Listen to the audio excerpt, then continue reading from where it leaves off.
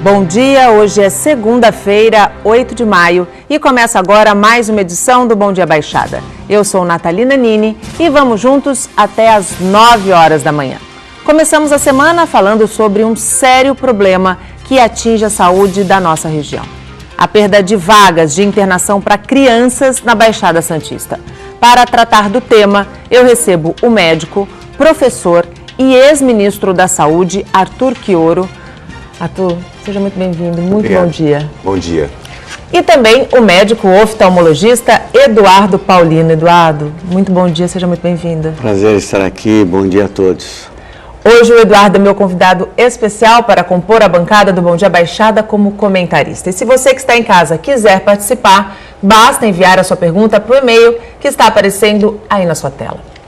A Baixada Santista perdeu pelo menos 38 leitos pediátricos entre 2012 e este ano, enquanto a população infantil caiu apenas 0,8% no mesmo período.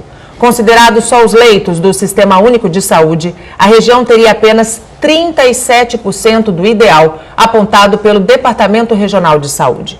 Os dados oficiais do Cadastro Nacional dos Estabelecimentos de Saúde indicam haver 287 leitos clínicos e cirúrgicos nas redes pública e privada na Baixada Santista.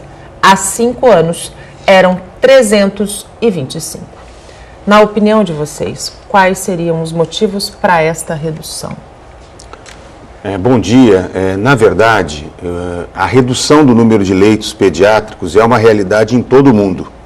Pode parecer uma surpresa para o telespectador, mas há mudanças importantes no jeito de cuidar da saúde das crianças que fazem com que no mundo inteiro haja uma grande mudança no perfil de internação hospitalar. Aquelas grandes enfermarias que todos nós nos acostumamos a ver, que o professor Eduardo Paulino nos formamos na época de faculdade, hoje já não existem mais, nem no Brasil nem no mundo.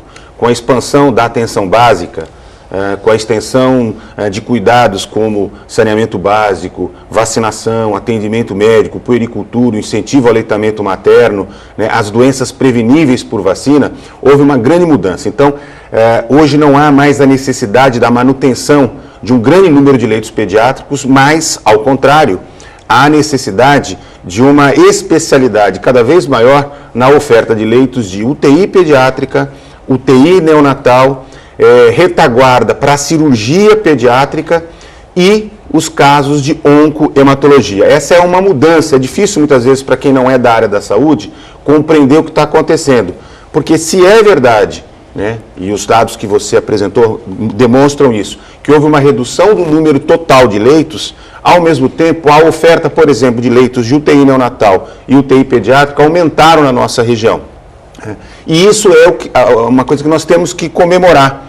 Eu não estou aqui fazendo o discurso de que está tudo certinho, que não há problemas, mas quando se observa não apenas o número de redução de internações que são evitáveis pela chamada atenção primária à saúde, mas quando a gente compara o número de crianças menores de 12 anos que morriam há 20 anos e as que morrem hoje, a gente vê que nós evoluímos muito. E isso se deve ao avanço do Sistema Único de Saúde, à melhoria das condições de vida, às mudanças. Claro que nós temos problemas que nos preocupam. Por exemplo, no caso da atenção às crianças, há um problema de sazonalidade. Nos meses mais frios, nos meses de inverno, aumentam muito as chamadas doenças respiratórias infecciosas.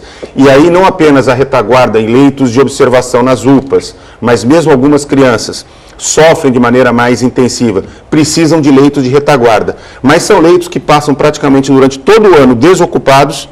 A taxa de ocupação das enfermarias de clínica, de pediatria, são relativamente baixa em todos os lugares do Brasil, mesmo, por incrível que pareça, nos lugares mais pobres, onde nós tínhamos as crianças internadas com desnutrição calórico-proteica, com desidratação, e durante os meses de inverno, aí sim nós somos obrigados a preparar uma retaguarda para absorver esses leitos. Então esse é um dado muito importante, porque esse debate, quando é feito apenas à luz dos números, olha, reduziu em X%, a população cresceu, nós temos problemas muito sérios para cuidar em relação à saúde da criança. Por exemplo, eu quero chamar a atenção da obesidade. Sim, hoje no Brasil,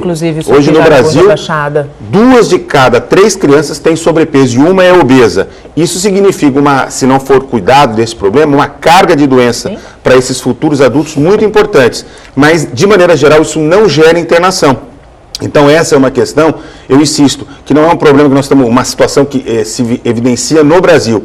É uma tendência mundial. Em todos os países, nós já não temos quase mais hospitais pediátricos. Nós temos enfermarias de pediatria, com oferta de vagas para cirurgia, principalmente de trauma em crianças, né? Problemas oncohematológicos, e aí exige especialidade, né? Nós não podemos achar que qualquer cidade, até porque são doenças mais raras que existem, exigem um conjunto de procedimentos mais complexos. Então, a tendência é que nós tenhamos, por regiões, um único centro de oncohematologia infantil pediátrico, com capacidade, com expertise, para de fato poder salvar a vida das crianças. Hoje, nesse sentido, quem precisa vai para São Paulo, né? Sim, nós temos no estado de São Paulo poucos, mas excelentes centros de referência em oncologia, em oncohematologia pediátrica. Nós temos no interior de São Paulo, Barretos. Nós temos Jaú, nós temos em Campinas, mas a grande oferta no estado de São Paulo ainda se concentra na cidade de São Paulo, com o GRAAC e outros serviços. Exatamente por quê? Porque quando a gente enfrenta os problemas relacionados à alta complexidade, eu me lembro muito bem, em 2003 a 2005, eu coordenei essa área quando eu era diretor de atenção especializada do Ministério da Saúde. E uma vez eu estava conversando com o professor Jatene, Adib Jatene, ex-ministro, e nós fazíamos um trabalho de reestruturação das referências de alta complexidade em cirurgia cardíaca. E existe um certo ponto de corte nos serviços de alta complexidade que exige volume. Né? Serviços que fazem poucos procedimentos em casos mais raros, eles acabam tendo uma taxa de mortalidade, ou seja, de sucesso no tratamento menor. Então, muito embora por vezes seja bastante desconfortável, seja bastante incômodo para as famílias ter que se locomover, por exemplo, para São Paulo, para poder garantir um atendimento de qualidade para suas crianças, ainda assim, nestes casos, se justifica. Claro que a nossa região é uma região que tem recursos técnicos, recursos humanos, serviços médicos de qualidade, e nós podemos avançar no sentido também de estabelecer serviço de referência. Mas se pensarmos bem, a região metropolitana da Baixada Santista tem autossuficiência em praticamente 99% dos procedimentos médicos. São pouquíssimas coisas na área de transplantes, pouquíssimas coisas na área do tratamento oncohematológico, que nós ainda dependemos da capital. Eu não quero dizer com isso que está tudo bem, ao contrário, nós temos sérios problemas, mas neste caso é preciso destacar, né, essa característica, essa tendência mundial, de fato, de desinternação e tratamento em regime ambulatorial, nos consultórios, cuidar das crianças de uma outra maneira. Afinal de contas, ser criança não é uma condição de vulnerabilidade. Ser uma criança pobre, sem acesso a serviços médicos, vivendo em precárias condições de vida, sim, é que transforma a situação da vida em vulnerabilidade. Exatamente. Doutor Paulino, o senhor concorda com a colocação do Arthur? Bom, professor Arthur, nosso ministro, realmente é uma situação muito complexa. Veja bem, eu concordo muito do que ele diz, do avanço no sentido de se tentar prevenir, elucidar as doenças, no sentido de evitar a pessoa chegar a um nível muito intenso. E acho que a polarização, no sentido de que os elementos de alta complexidade devem ser vistos como o elemento principal. O que aconteceu aqui na nossa região, por algumas coisas que andamos lendo, houve um recuo de 14% no número de situações e de leitos do SUS. Na realidade, isso passou a ser 25%, porque quando a gente fala Baixada Santista, o nome vem Santista Santos. Sim, Baixada Santista não é Santos. Então nós tivemos, devido ao problema das nossas cercanias, com o fechamento de hospital em Mongaguá, Cubatão agora, que é um grande hospital, e na área continental de São Vicente, uma perda real de 25% dessa situação. E um inchaço no atendimento em Santos. Então, aí é o grande problema. Santos hoje, nada de braçada no bom sentido. Nós estamos dentro desse índice, se nós dividirmos o estado como é feito em 17 facções, aonde cada uma representa uma área de atendimento, o nosso coeficiente da Baixada Santista, nós somos o segundo pior. Baixada Santista. Se você vai ver a cidade de Santos, nós temos um excesso de leitos, quer dizer, temos leitos a mais do que o coeficiente dos Centros Nacionais de Estabelecimentos coloca. Nós temos mais de 300 leitos, só que passam a ser mal utilizados porque nós passamos a ser o receptor dessa região. Então, eu entendo muito que Ouro fala, e realmente o avanço do tratamento da criança, e não é só a criança, mesmo o idoso, quanto menos tempo dentro do hospital, menor risco de infecções por bactérias mais agressivas, melhor efeito dele estar cercado pela família. E uma coisa que eu gostaria de fundamentar, nós que temos o programa Visão Médica há 16 anos aqui, tentando trazer o sentido de prevenção, é que falta ainda um trabalho de conscientização das famílias, no sentido de procurar o médico com sentido preventivo. Eu atendi muito, quando estava me formando, na área de pediatria, e via crianças chegarem em situações assim precárias. Às vezes, num pronto-socorro, às 4 horas da manhã, uma criança que já vinha sofrendo há 1 mês com uma patologia. Quer dizer, não dá para você entrar com um carro com motor fundindo na mecânica e achar que vai resolver. Você tem que fazer o sentido de prevenção, e isso é enculturamento da população como um todo. Doutor Chioro, o senhor disse e colocou dados muito importantes com relação ao aumento de UTIs neonatais, UTIs pediátricas. Isso foi um problema muito grande na região da Baixada Santista. A gente noticiou muitos casos de crianças que precisavam de UTIs e que não tinham vagas. Apesar do aumento, o senhor considera que esse número seja suficiente para atender a Baixada Santista? Porque quando a gente pensa em Santos é uma coisa, quando a gente pensa em Baixada Santista é outra completamente diferente. Não é suficiente, isso é um grave problema, né? Para o telespectador ter uma noção, a região metropolitana da Baixada Santista hoje tem a pior mortalidade infantil do estado de São Paulo. É inaceitável isso. E muito tem a ver com a oferta de leitos de UTI neonatal e UTI pediátrico. Porque o que eu quis destacar em relação à questão anterior é assim, quando se fala de leitos pediátricos, reduzir não é um problema, é uma tendência mundial. Agora, ao mesmo tempo, é necessário garantir o maior aporte de leitos de UTI neonatal, UTI pediátrico e naquelas condições sensíveis necessárias à internação, como eu disse, no caso de cirurgia pediátrica e durante o inverno os problemas respiratórios, né? Essas são questões que nós não podemos colocar em segundo plano. Agora, existe uma questão que precisa ser claramente colocada. Não existe nenhuma possibilidade de olhar uma cidade polo de região, seja Santos, seja Sorocaba, São José dos Campos, Rio Preto, Taubaté, qualquer uma que nós queiramos colocar, fora do contexto regional. As regiões de saúde são uma realidade do nosso país. A regionalização é um princípio constitucional. Essa ideia de que Santos pode ser planejada desconsiderando os 8 municípios que constituem a região metropolitana, é uma visão muito equivocada.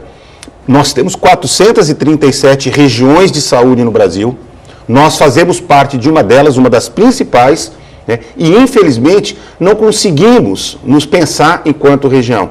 Né? Somos incapazes de entender que quando fecha um hospital em Cubatão, ou quando um município vizinho vive uma crise, ela vai comprometer a qualidade da organização da assistência nos 9 municípios da região. Não há saída.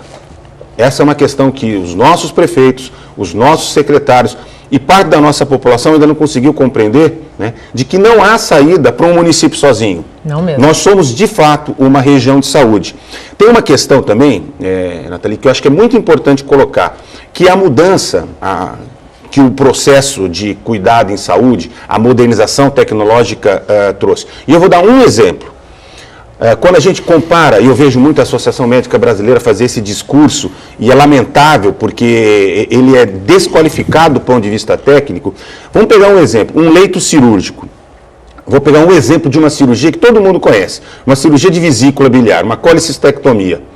Quando eu era interno do hospital, quando o professor Eduardo era também interno, uma cirurgia de colicistectomia não saía do hospital, um paciente não saía antes de 7 dias. Todo dia nós íamos lá, tirávamos um pouquinho o dreno, se não complicasse, em 7 dias tinha alta. Hoje, com o procedimento de videolaparoscopia, no máximo em 24 ou 48 horas, o paciente está em casa. Então, aquele mesmo leito que era ocupado durante 7 dias por uma pessoa, hoje ele pode ser ocupado por 3,5 ou 4 pessoas no mesmo período. Então, quando se observa e se faz o planejamento, é preciso analisar também as mudanças que a medicina... Os avanços da medicina, né? Trouxeram para essa... Então, é muito interessante, porque as pessoas dizem, olha, mas diminuiu 16%, diminuiu 12%. Sim, mas o que significa em termos de necessidade de planejamento regional? Isso hoje é uma realidade. Por exemplo, se nós não diminuirmos a taxa absurda de cesariana que nós temos na nossa região, absurda, tanto na área pública, mas principalmente na área privada, nós não enfrentaremos o problema da prematuridade, dos bebês que nascem antes do tempo, sem maturidade do seu pulmãozinho para poder respirar, e acabam necessitando de mais leitos de UTI. Então, ao mesmo tempo que a gente fala de precisar replanejar, reorganizar a oferta de leitos, é preciso melhorar o planejamento, né? Aquilo que o professor Paulinho já colocou, que é a questão da dimensão preventiva e, ao mesmo tempo, a própria qualidade da assistência, porque ela impacta na necessidade de leitos. O ideal, o padrão ideal, é que a gente precisasse o menos possível do momento da internação de leitos. Ou seja, o hospital hoje ele é pensado para aquele evento agudo, que exige a intervenção tecnológica bem feita, que exige maior sofisticação tecnológica. E a maior parte dos cuidados são feitos em regime ambulatorial. Sim.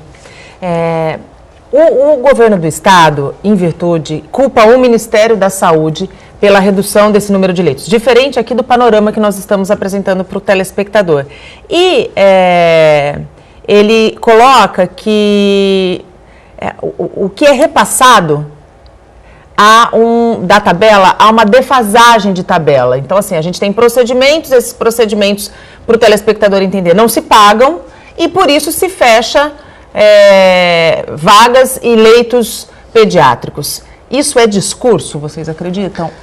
Ou há realmente uma defasagem de tabela nos procedimentos? Bom, é bem interessante a sua colocação. Primeira coisa que eu queria adiantar, veja bem, o nosso Sistema Único de Saúde é um dos maiores do mundo. Existem 538 unidades de pronto atendimento e 40 mil unidades básicas de saúde, que é a parte de drenagem e atendimento. Porém, em última estatística, foram feitas 1.158 unidades que estão fechadas, nem abriram, por falta de verba e falta de custeio. Dessas, 165 são unidades de pronto atendimento e 993 unidades básicas de saúde. Isso espalhado pelo mundo. Esse déficit foi gasto R$1 bilhão em estruturas que não foram inauguradas. Elefantes brancos? Elefantes brancos. Está aí, isso é uma estatística que saiu agora na mídia semana passada. Pois bem, uma vez colocado isso, a palavra saúde é marketing, é approach para o momento da eleição. Então, quando se juntam os prefeitos, vamos levantar a saúde, que beleza, o povo, maravilhoso. A saúde, uma vez os indivíduos que foram empossados, veem aquilo como um cotidiano e não mais como uma bandeira. Uma prioridade. Uma prioridade. É a coisa, vamos dizer, o modus corrente. Aparece menos do que você fazer uma bela praça, você fazer um elemento de lazer, o esporte, vários fatores. Isto faz com que, como o Chioro falou muito bem, que tem uma experiência a nível Brasil, a região metropolitana é fundamental, mas existe um grande problema. A turma da direita e da esquerda, quer dizer, cidades desenvolventes, se acomodam por saber que existe um grande centro magistral. E aí falta realmente aquele diálogo de, espera um pouquinho, vamos pensar metropolitanamente, mas vamos investir. A gente escuta falar que no momento da região de encontros metropolitanos, alguns prefeitos nem comparecem à reunião. Quer dizer, isso está citado. Então, como é que vai se ter essa ideia? O indivíduo fala, a coisa pegou de tá difícil aqui na periferia, põe na Kombi e leva para Santos. E, por outro lado, chega aqui e fala, põe na Kombi e leva para São Paulo. Quer dizer, e daqui a pouco de São Paulo vai para o céu, porque não tem... Agora, o que você falou é o seguinte, em termos de produtividade, existem leitos que trazem um retorno muito grande aos hospitais. Então, toda alta complexidade gera um custo e uma forma de recebimento. Um leito simplesmente de clínica médica, um leito de um atendimento a uma criança com uma asma, isso gera um custo, quer dizer, é bem baixo, o retorno à estrutura é baixo, porque não existe nada de alta complexidade envolvida. Existem os hospitais em São Paulo que estão fechando unidades enormes e transformando em estruturas de oncologia, por exemplo. Por quê? Porque dá um retorno maior. Cirurgia ortopédica dá um retorno muito grande. Cirurgia cardíaca dá um retorno muito grande. Transplante dá retorno muito grande, mas diarreia na criança não. Então, nesse conceito hospitalar, e hoje realmente o Chioro falou muito bem, de tentar evitar a internação mais longa, bate uma coisa de encontro a outra e se torna um pouco difícil, não é, Chioro? A manutenção de leitos, quando muitas vezes você está com o teu filho doente e precisa ser atendido e ser internado. E se você costuma pegar remédio na Policlínica do Marapé, já que estamos falando de saúde em Santos, aqui em Santos, preste atenção neste recado. A unidade vai estar fechada para a retirada de medicamentos para que seja feito o levantamento de estoque, que eles chamam de inventário. O atendimento volta ao normal na próxima sexta-feira. De acordo com a Prefeitura de Santos, a realização do inventário faz parte do programa de informatização do Integra Saúde. Ainda segundo a administração municipal, os demais serviços da unidade vão funcionar normalmente. Os usuários que precisarem retirar medicamentos podem ir às policlínicas, do Campo Grande e do José Menino. Doutor Chioro, eu queria retomar a pergunta que eu fiz no bloco anterior e eu queria saber a opinião do senhor. O senhor concorda com o posicionamento do governo do estado de que a culpa pelo fechamento desses leitos pediátricos é do Ministério da Saúde? Seria uma resposta fácil, né? Que permite ao governo do estado se omitir das suas responsabilidades. Em primeiro lugar, porque essa afirmação de que o problema é que não há reajuste da tabela é um argumento falacioso.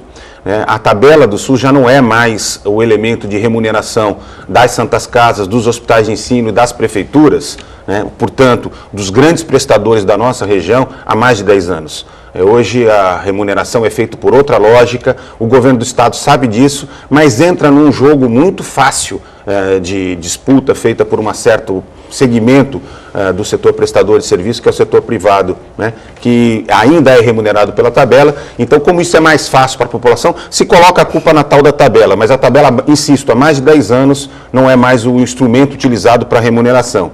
Por outro lado, é verdade a afirmação do governo do estado quando fala que o governo federal está se omitindo do financiamento. Mas não é só o governo federal. Os gastos em saúde no Brasil estão muito aquém do necessário. Só para que o telespectador tenha uma noção. Para garantir da vacina, das ações de saúde pública, passando por toda a assistência médica, por toda a assistência odontológica, assistência hospitalar, até chegar aos transplantes e medicamentos de alto custo, ou seja, para garantir aquilo que está lá na Constituição, como a saúde como um direito de todos e universal e integral, as 3 esferas de governo, municípios, estados e União, gastam, acredite, R$3 por habitante por dia. Esse foi o gasto do ano passado. Uma passagem de ônibus aqui na nossa região, só para ir. Não é para ir e voltar, é R$3,80. Nenhum empresário consegue fazer isso. Dr. Paulinho é um grande empresário na área da saúde, ele sabe. Imagina o que é estruturar um sistema de saúde que tem que garantir da vacina ao transplante com R$90 por habitante por ano. Então, esse é o tamanho do gasto de saúde. O sistema universal que menos gasta com sua população é o do Reino Unido, que gasta 6 vezes mais do que nós gastamos no Brasil. Então, essa história de que o nosso problema, Nathalie, é falta de qualidade da gestão e etc., é claro que melhorar a gestão é sempre um desafio, é um imperativo ético, né? A sociedade exige que cada centavo seja gasto de uma maneira mais adequada, mas é inaceitável não dizer para a nossa população de maneira clara que hoje o que o Brasil faz é não financiar o seu sistema de saúde, é empurrar a população. A gente pode dizer boicotar o empurrar a população para o sistema privado, para os planos de saúde, tá certo? E depois ficar falando mal de um sistema, certo? Que tem todas as condições, se tivesse a questão de financiamento adequado. E por fim, eu quero colocar mais duas coisas. A primeira é a seguinte: o governo do Estado também tem responsabilidade no financiamento do sistema. O nosso sistema público de saúde, ele é financiado pelas 3 esferas de governo. Municipal, tá? Então, federal. é inadmissível que 20 anos o mesmo grupo político dirige o governo do Estado de São Paulo, continue com esse argumento de que o problema é o outro. O problema são as 3 esferas de governo, é o Estado brasileiro que não construiu um sistema de financiamento e de gestão adequado para garantir saúde pública, né, de qualidade. Né? Vejam, nós temos em várias regiões, vou pegar a região do ABC, onde eu fui secretário em São Bernardo, nós temos a presença do governo do Estado com um hospital público de grande porte em Diadema e em Santo André. Né? Aqui nós temos o quê do Estado?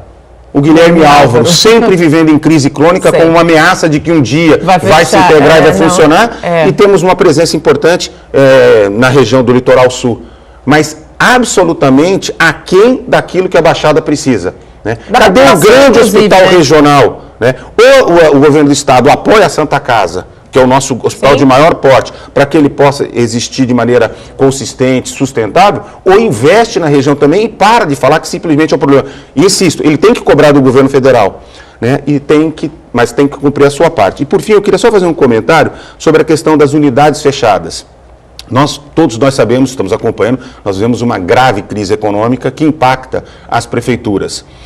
Essas unidades fechadas são fundamentalmente unidades básicas e UPAs que foram construídas com recursos que quando eu era ministro, liberei esses recursos, né? E quando os investimentos ficam prontos, né, eles entram em funcionamento e começam a impactar o custeio. Né? Só para que o telespectador tenha noção, construir um hospital custa por ano X. Por exemplo, custa 150 milhões de reais. A cada ano, esse mesmo hospital vai exigir 150 milhões de reais de manutenção. Então, construir, investir, não é a questão mais fácil. Qual que é o grande problema? No momento de crise econômica, sem o aporte do governo federal e sem apoio do governo estadual, as prefeituras, que já estão muito acima do gasto, não conseguem sustentar. Então, é muito provável que a maior parte dos prefeitos segurem esses investimentos inadmissivelmente para inaugurar perto das próximas eleições, né, para capitalizar politicamente. Então, essa cultura do nosso país de investir, sem o compromisso com a manutenção, precisa parar. E nós temos uma situação que se agravou muito, que foi uma mudança imposta na legislação federal a partir de 2014, que é a obrigatoriedade do Ministério da Saúde de pagar as emendas parlamentares da área da saúde. Cada deputado e cada senador, esse ano, teve 16 milhões de reais para gastar na área da saúde. Então, ele indica dentro do Ministério da Saúde, do Orçamento da Saúde, os investimentos que têm que ser feitos, construir unidade. Nenhum deputado, nenhum senador, com raríssimas e honrosas exceções, topam apoiar esse recurso para vir recurso de custeio para uma Santa Casa, para uma prefeitura para poder comprar medicamento, para ajudar a funcionar o que já existe. O que eles querem é inaugurar equipamentos e inaugurar novas obras. E isso, quando entra em funcionamento, sobra a conta para quem? Para as prefeituras. Então, está tudo errado. Nós temos um sistema federativo, né, quase que não se responsabiliza com o dia seguinte. Então, a gente vê, por exemplo, lugares em que não há necessidade de aumento de leitos, aumenta leito. Não há necessidade de mais uma sala cirúrgica, aumenta mais uma sala no centro cirúrgico. E se deixa de investir efetivamente naquilo que precisa. Ou seja, nós precisamos retomar um processo de planejamento responsável e integrado com os recursos públicos do nosso país. Mas se não enfrentar o problema do subfinanciamento, insisto, com R$3 por habitante por dia para gastar em saúde, somando o que as prefeituras, o que os estados, o que a União coloca, vocês imaginam o que é o desafio de garantir uma saúde de qualidade para a população? Na verdade, eu acho que a saúde tem que deixar de ser ferramenta de politicagem, né? Eu acho que a saúde tinha que ser pensada de maneira mais séria, mais eficaz. Porque... E a sociedade ter clareza das suas responsabilidades. Eu não posso querer que a minha Constituição, da Constituição do meu país, garanta a saúde como um direito universal e integral,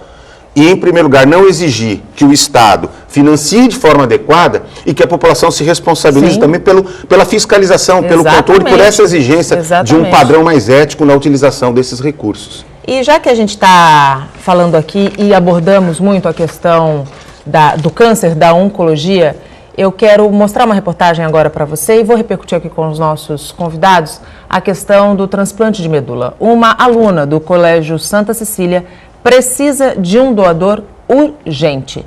Laura Ribeiro Fabrício possui leucemia aguda. Atualmente, a garota de 5 anos está internada no Instituto de Câncer Infantil em São Paulo. O pai de Laura escolheu o local por ser referência no tratamento da doença. A família se divide para cuidar da menina. A rotina está bem complicada. A vida mais para minha esposa, que tá acompanhando ela no hospital, ela teve que parar no emprego dela, porque ela trabalhava na prefeitura de São Vicente. E a gente está levando, a gente está revezando. Quando dá, eu fico no hospital. Todos os fins de semana eu estou subindo para ficar com eles. O irmão de Laura tem 9 anos e sente muita saudade da garota. Todo dia eu ligo para ela, eu acordo, ligo, aí vou para a escola. Eu volto, ligo de novo para ela e vou dormir. Laura tem leucemia aguda e precisa de um transplante de medula óssea o mais rápido possível. Com a demora de encontrar a medula, o estado geral do paciente vai se degradando muito. Esse é o pior ponto que a gente pode. Era interessante que ela achasse logo um doador que, enquanto a condição clínica dela está boa. Agora, a perspectiva é sempre boa. Eles têm tido muito sucesso com doação de medula. No pós-transplante, o índice de rejeição é baixo. Pode ocorrer, mas o índice é bem baixo, graças a Deus. Para mobilizar o maior número de pessoas, foi criada uma campanha nas redes sociais. Segundo Maurício, já foram pouco mais de 200 doadores, mas ninguém era compatível. Para fazer o cadastro é só coletar 5 ml de sangue. Rapidinho, não precisa ir em jejum. Tem restrição de gestantes e mães com bebês novos, que tenham sido mães recentemente. E outras restrições com pessoas que tiveram contato com doenças infecto-contagiosas, por exemplo. No Hemonúcleo de Santos, muita gente já se sensibilizou. É o caso de Tatiana, e ela confirma que a doação é rápida e simples. Quando eu descobri que era pelo sangue, não era pela coluna, assim, já de início e tal, aí eu fiquei mais tranquila e vim doar. Querendo ou não, salva a vida de uma criança, né, e de outras pessoas que precisam. A gente quer que ela retorne logo para casa, esse é o intuito, né? Quanto mais rápido, melhor. Todas as crianças, né? A gente vê pelos quartos, pelos leitos, sabe, é uma judiação ver criança, né, num leito. Então, essa é a nossa vontade. O Hemonúcleo de Santos fica na rua Oswaldo Cruz, número 197, no Boqueirão. O horário de funcionamento é das 8 da manhã ao 12h30. Doutor Equioro, hoje a doação de medula é uma questão que já foi desmistificada. O senhor estava dizendo aqui nos bastidores que a gente tem um índice que eu acho que a população precisa saber de 83%. De chance de encontrar no nosso banco, na nossa relação de doadores de medula óssea, um doador compatível. Porque essas situações que envolvem, essas narrativas, né, são muito comoventes. Todos nós que temos filhos, nós ficamos profundamente emocionados, né, e sentimos, compartilhamos da dor, da esperança de poder salvar uma criança, salvar uma vida. Mas é preciso entender que, em primeiro lugar, sempre se procura o doador na própria família. Essa é a primeira busca dos serviços médicos que trabalham com transplantes, de tentar encontrar um potencial doador. Quando isso não é possível, se vasculha, através de um sistema informatizado, o banco de doadores, né? O nosso banco de doadores no Brasil hoje é um banco muito consistente, ele vem sendo construído desde 2003, né? Ele tem um número de doadores bastante elevado, né? E hoje já é possível encontrar algo em torno de 83%, a chance de encontrar alguém que tem uma medula compatível para receber, porque precisa ter compatibilidade tanto do sistema RH, né, do sistema sanguíneo, RH, ABO, mas também é preciso uma compatibilidade genética. Né? Então, quando não consegue encontrar no Banco Nacional, imediatamente a gente vai para os outros bancos, para o Banco Americano, para o Banco Japonês, para o Banco Europeu, Canadense, são bancos que estão disponibilizados. Hoje essa consulta é feita pela internet, se joga todos os dados, ele vai circulando em grandes computadores e tenta achar no mundo inteiro um doador. Isso tem a ver com a diversidade genética? Exatamente, para poder ampliar a chance de encontrar naqueles acima dos 83%, o que se precisa cada vez mais é uma diversificação genética. Por isso que a busca hoje, por exemplo, é trazer para o nosso banco orientais, indígenas, pessoas negras, por exemplo, que vivem em quilombolas, pessoas que tenham uma oferta, né, genética de maior variabilidade para ampliar a chance. É uma situação, às vezes, um pouco difícil do telespectador entender, mas é sempre uma expectativa muito grande. E por isso que não apenas doar a medula óssea, mas ser um doador de sangue, ser um doador de órgãos, né, e tecidos, é sempre um gesto de amor, de solidariedade, que deve ser sempre estimulado. Né? Não traz nenhum risco ao doador, pelo contrário, a gente só se enche de esperança na humanidade de poder ajudar as outras pessoas. E começa hoje a vacinação contra a gripe de professores de escolas públicas e privadas do estado de São Paulo. A campanha começou no dia 17 de abril e tem sido feita de forma escalonada, com a inclusão de um novo grupo a cada semana. O dia D da campanha será no próximo sábado. Também será vacinada a partir de 15 de maio a população privada de liberdade, presídios e cadeias, funcionários do sistema prisional e adolescentes e jovens de 12 a 21 anos que estejam sob medida socioeducativa. Abrimos o nosso último bloco com as notícias do esporte.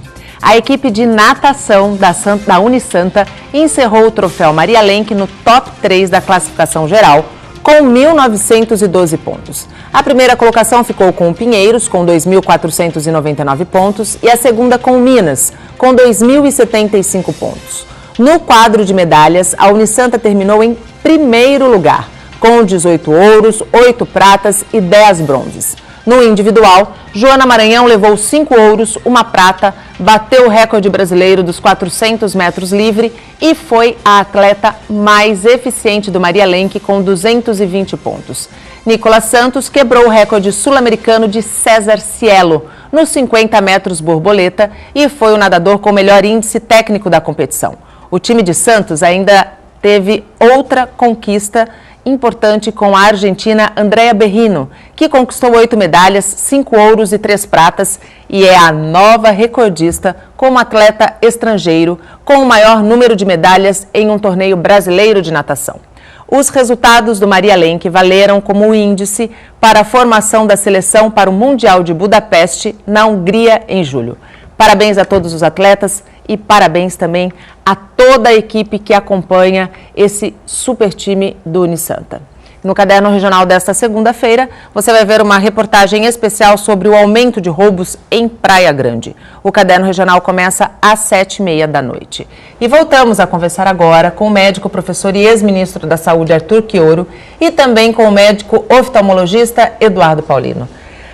Doutor Eduardo, o doutor Chioro trouxe um dado muito importante e muito positivo quando a gente pensa na questão do transplante de medula. No entanto, o termo transplante de medula ainda assusta um pouco, o que não é, o que precisa ser desmistificado, porque é simples, rápido e não tem risco.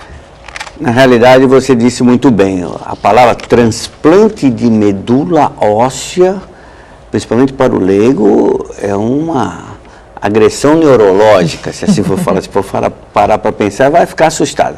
Na realidade, vamos dizer, existem duas formas. Nós podemos estimular a produção das células primárias que nós necessitamos na periferia sanguínea. Então, uma vez esse indivíduo sendo positivo no sentido de poder doar, ele vai dar uma retirada de sangue dele sem ter que fazer nada.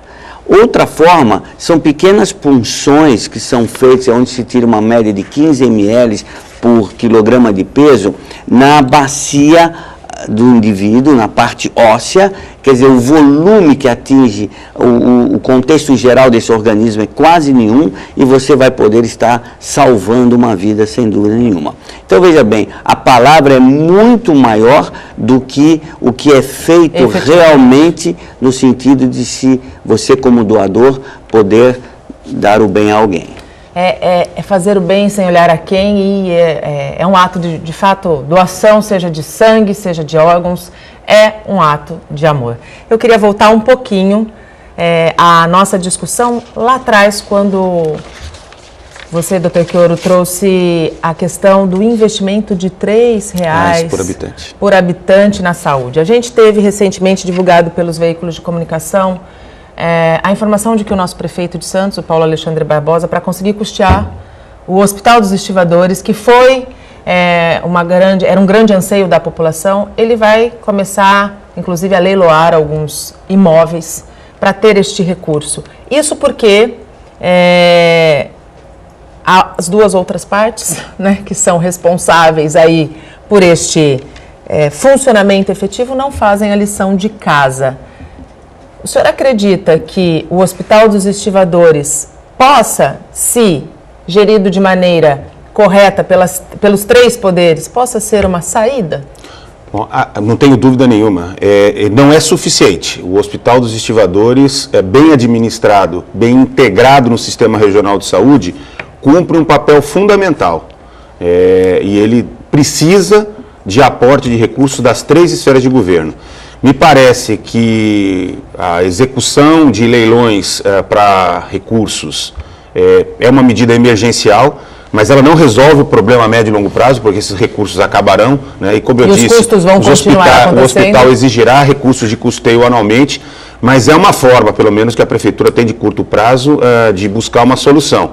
Eu não considero a melhor, a ideal é de que, de fato, tanto o Ministério da Saúde como o Governo do Estado honrasse seus compromissos e, junto com a Prefeitura de Santos, participassem do custeio permanente desse hospital, como era o compromisso inicialmente, quando nós estabelecemos compromissos claros entre as três esferas de governo de custear e ajudar a Prefeitura de Santos a organizar o custeio do Hospital dos Estivadores. Mas acho que precisa ficar claro. A Baixada continua crescendo, a população da Baixada está envelhecendo, né? Nós temos um perfil marcado por doenças crônico-degenerativas, mais de 73% das nossas mortes são vinculadas a isso. Nós temos um aumento importante do câncer, né? Nós precisamos organizar a atenção hospitalar na Baixada Santista e, mesmo com a Santa Casa, a Beneficência, funcionando de maneira adequada, o que hoje não consegue pelo aporte de recursos insuficiente, mesmo que o Guilherme Álvaro cumprisse efetivamente o seu papel no sistema, a promessa nunca cumprida, mesmo com estivadores funcionando, ainda assim, nós precisamos de mais um hospital regional que possa se integrar a esse esforço e tirar a sobrecarga sobre Santos, né? Eu acho que isso é muito importante, por isso que é fundamental pensar a região metropolitana. Eu quero usar uma figura de linguagem que é bem clara. 9 cidades sozinhas, isoladas, não constituem uma região. Ou o governo do estado assume a coordenação técnico, política e entra com recursos financeiros para que a nossa região seja uma região de fato, em parceria com as 9 prefeituras e juntos, cobrando o Ministério da Saúde e o governo federal para cumprir a sua parte, ou a região metropolitana da Baixada Santista jamais será uma região de saúde de referência e com qualidade. Isso é muito claro. Isso é tão claro porque é assim que funcionam as regiões de saúde, não apenas no Brasil, mas em todo o mundo. Em particular, quando você tem um sistema federativo que confere autonomia para municípios, Estado e União e exige um pacto interfederativo para que cada um cumpra o seu papel. Nós não temos como. Paulinho, como uma liderança médica da região, não tem como chegar, governador, cumpra o seu papel. A população tem através do voto, mas a cada 4 anos. Ou seja, há que se despertar uma responsabilidade, um compromisso dessas três esferas, porque os estivadores hoje não é um caso isolado. Né? Não é um caso isolado. Vamos dar um exemplo concreto, a gente só conseguiu avançar na atenção básica quando o Ministério da Saúde entrou com o programa Mais Médicos e disse, isso não é um problema só das prefeituras, é meu também. Juntos eu acho que a gente sempre é mais forte. O SUS, ele na teoria é ótimo e se funcionasse como deveria, a nossa população não precisaria de planos de saúde. A gente teria um atendimento... O SUS seria o nosso plano de saúde. O SUS seria o nosso plano de saúde. Nosso tempo acabou, eu sempre falo que 1 hora passa muito rápido aqui. Eu gostaria muito, doutor Eduardo, de agradecer a tua participação aqui conosco hoje, como convidado especial. Muito obrigada. Eu que agradeço, quero parabenizar a presença de Quioro, que é um expert, é um nome da nossa cidade que resplandece ao nível de Brasil e que tem uma base cultural médica impressionante e que pode ajudar no nosso crescimento local. Doutor Quioro, muito obrigado pela tua participação. Eu sei que para estar aqui o senhor desmarcou muitos compromissos e eu agradeço esta disponibilidade porque eu, Nathalie, como jornalista, acredito que a melhor forma de despertar a consciência na população é dando a ela informação correta. E a gente só faz isso quando a gente tem pessoas de responsabilidade discutindo o assunto. Muito obrigada, doutor Quioro. Eu que agradeço a oportunidade de estar com você, com o Eduardo Paulino e com os telespectadores, discutindo esse tema tão importante para a nossa vida, né? E o desafio é que a gente não pare de discuti-los, que a gente possa, como cidadão, se informar para tomar as decisões mais importantes e exigir das autoridades o cumprimento dos nossos direitos. O Bom Dia Baixada fica por aqui. Durante todo o dia você pode ficar bem informado sobre tudo o que acontece na região e no mundo acessando o Santa Portal. Não esqueça de curtir nossa fanpage no Facebook e nossa página no Instagram e no Twitter.